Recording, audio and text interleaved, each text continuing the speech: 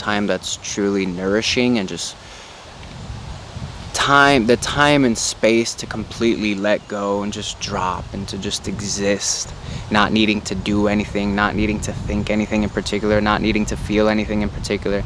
No posturing of my body, no posturing of my thoughts, no posturing of my emotions, no adjustments to get me to a certain place, no conforming to an ideal I have of myself. Just like simply letting go, just letting go, letting all of that stuff go, and simply existing as a human being. Yeah. Yeah. Gorgeous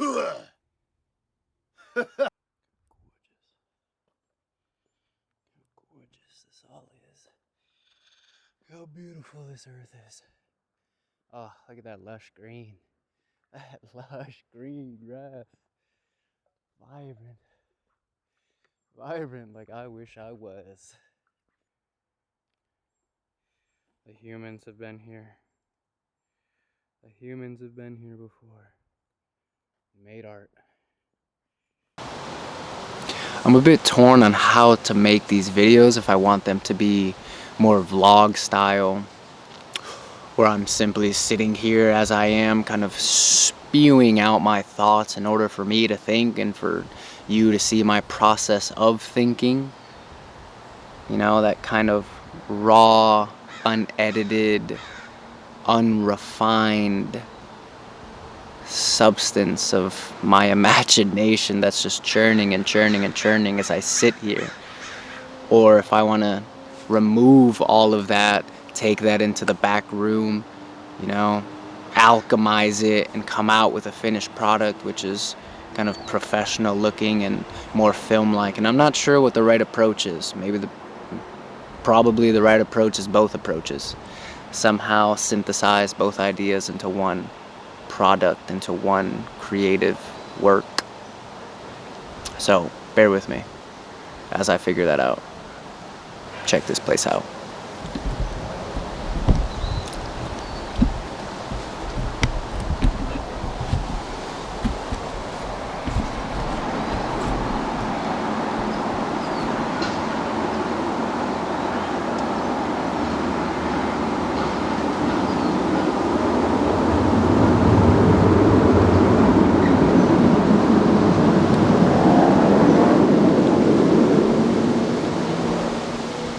This is my home right here. This is absolutely my home.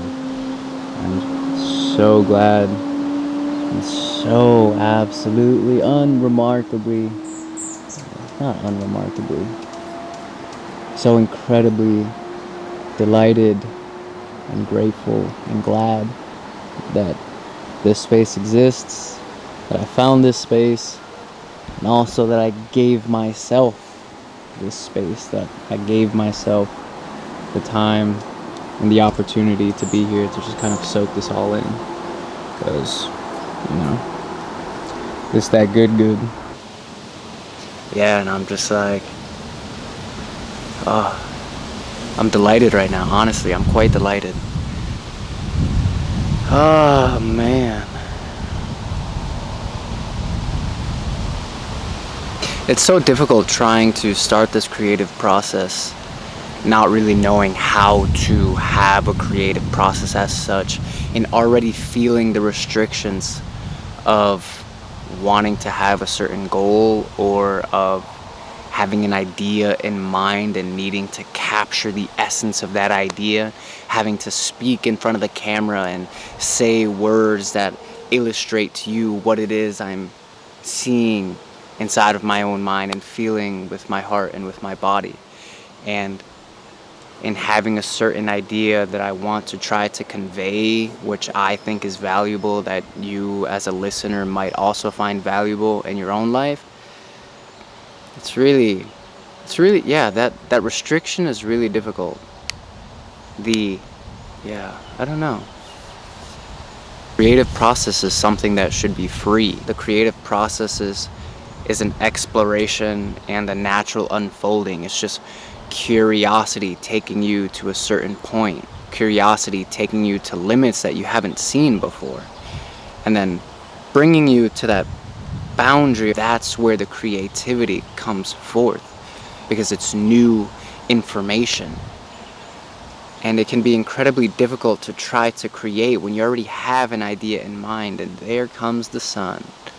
Um, but yeah, so I'm trying to relinquish that expectation I have of myself of needing to deliver on a certain topic, and simply just exploring and unfolding. And I took a walk. I took a walk just because I needed to get out of my house, and also I want to be alone. God, Lord, am I incredibly introverted, and I feel like I haven't really given myself enough alone time that's truly nourishing, and just the time and space to completely let go and just drop and to just exist, not needing to do anything, not needing to think anything in particular, not needing to feel anything in particular. No posturing of my body, no posturing of my thoughts, no posturing of my emotions, no adjustments to get me to a certain place, no conforming to an ideal I have of myself. Just like simply letting go, just letting go, letting all of that stuff go, and simply existing as a human being.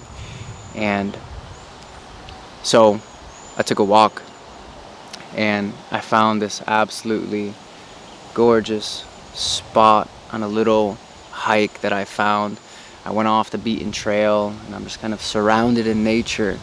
And as I was sitting here, not wanting to speak, I just listened to the silence of nature, the stillness of nature. And it's interesting because it's not a silence. It's not a silence as if there's no noise, but it's a silence as if there's, I don't know. There's a peculiar silence in nature where the birds are chirping. You can hear the wind brush against the leaves of these trees, the rustles of all the branches. You can hear little insects chirping. So there's definite noise, but there's also a certain quiet in nature that's akin to the type of quiet that I think the spiritual path is about.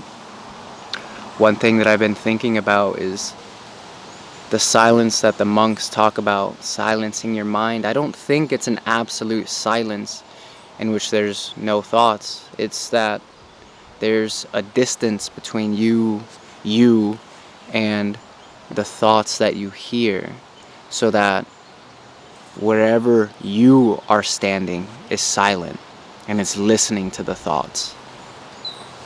And I think nature is the same way, where here we are in nature and there's sounds playing, but yeah, I can hear it. It's silent, but I can hear it. I'm silent in nature listening. There's something in the sounds of nature which make me feel silent, even though there are sounds playing all about me. There's a certain spaciousness to the sounds and a softness to the sounds. And it's very grounding to be able to internalize that's whatever that silence is, whatever that spaciousness is. It's incredibly humbling and grounding to be able to internalize that, to bring it into my own space, to let it wash over me, and so that I myself can become like the spacious sounds that I hear in this forest. Woods, maybe woods, I guess, better word. The birds chirping. Oof, these are the sounds of the source, man. Oh man, we're bombarded all the time with such nonsense sounds. Email pings, social media pings, Facebook Messenger. We're bombarded with sounds of, if you live in a city, fire trucks and police cars. We're bombarded with sounds of horns and cars. But these sounds are so artificial, so man-made, so new. And it just begs the question in me, if there's something some sort of ancestral DNA that remembers the sound, the simple sound of the wind passing through the green, lush leaves of these trees in front of me, the soft whistles of the grass, the sharp pitches of the birds singing their love songs for each other, calling for their mates. I wonder if there's something in our DNA which really deeply resonates these sounds, a kind of long lost remembrance, a sort of nostalgia to bring us back to the past, a nostalgia that brings us back to something meaningful, something that is true.